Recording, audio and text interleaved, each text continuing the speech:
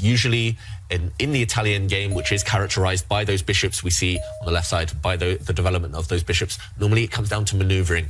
Lots of different move orders. I always get so confused when I'm trying to study this opening, which pawn should go where and in what order. Now Nakamura gains space on the other side of the board, just controlling some squares, also creating an escape route for the black bishop to retreat to.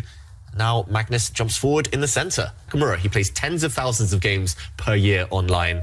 And all of these openings, there's so many different move order nuances. They all kind of blend into one eventually. He does repeat what he did last time, the black bishop stepping back, and now Magnus says, you go back, I'm going to go forwards. And Magnus bringing his bishop out this time. So Nakamura, well, I was going to say, well, is Caruana...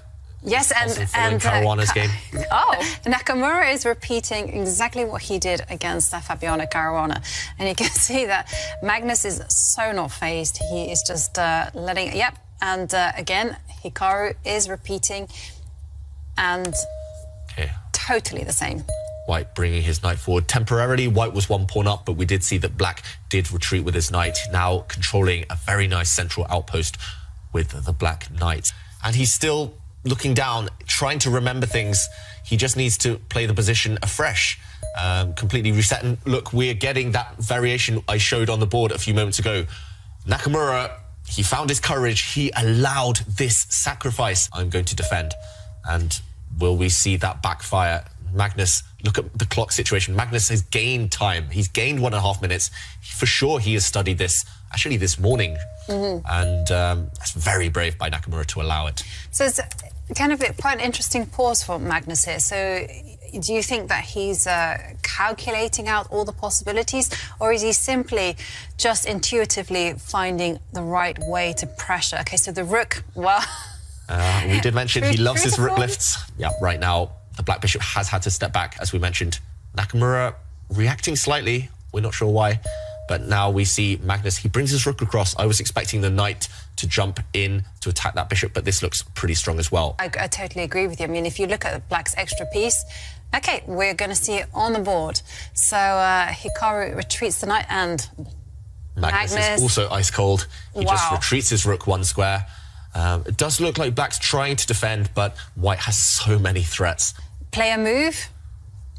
And you immediately see that it loses in the most natural... Well, having said that, Hikaru does find the top computer suggestion. He has moved his rook to the middle of the board. And how is Magnus going to fight this? But he was just very relieved and very happy that he made it through, right? Yeah, and the same with Nepomniachtchi. Yeah. Both of these guys were so relieved to be in the knockout stages. It was so nice to see their smiles and delights. And we do have a move. So Magnus not attacking the... Well, he's delaying the attack on the bishop. Instead, he chooses to exchange knights, and now this really deadly bishop retreat is coming. And Hikaru has problems on his hands. On that square. So Nakamura slightly grimacing. He does put that knight... he does retreat that knight. I mentioned earlier that rhyme. Knights on f8, there is no mate. So we're going to find out the truth. You want to really attack that light square bishop. So one move that kind of springs to mind is like pushing Harry. Another one is to jump into the center with a knight. So which he does. Okay, which he does. Yeah, so Magnus, I was going to say, you can't really do anything in that position. You ask some material down, you have to keep...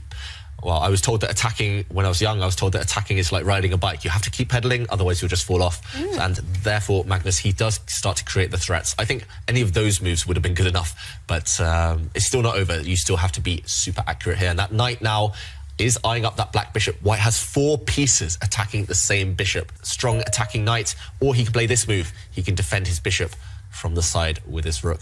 White does have... Okay, he attacks the black rook first. Okay, that black rook most likely will just sidestep. So black's defending it only 3 times, white attacking 4 times. That means you can cash in, you can take on that square, and at the very end you win a pawn, just to improve a piece, but that would be slightly slow. It would give black a couple of moves to bring more pieces to the defense. So Magnus decides that's the moment. He takes the bishop. Finally, that bishop, it was living on borrowed time. It was destined to fall eventually, and now Magnus Carlsen, he has taken again on that square. White is actually threatening checkmate in a couple of moves, so Black has to trade pieces to make sure his king survives. Black's king hiding in the center now after some trades. If we do a quick count, White has 3 pawns for a bishop. So bishop worth 3 pawns, yeah, roughly balanced material. But look how bare that Black king is. No protection around it at all. He probably wishes that Magnus was low on the clock as well, so that he couldn't find the right moment to bring that rook in. But Magnus just giving some checks, gaining a bit of time on the clock, asking the Black king where it's going.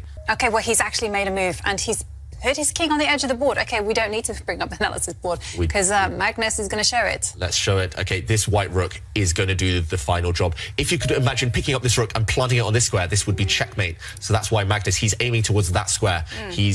Well, he found a route in for the rook. He's going to try and do another rook lift. We mentioned this earlier. He knows all about rook lifts, and Nakamura setting a small trap. He brought his rook in so that if Magnus now puts his rook on the wrong square, if he brings it to this one, trying to give checkmate, then suddenly Nakamura would counterattack. He would give a check. The white king would hide, and suddenly pin. There's a pin along this diagonal. The white rook would be lost. That's why Magnus found a better square for his rook.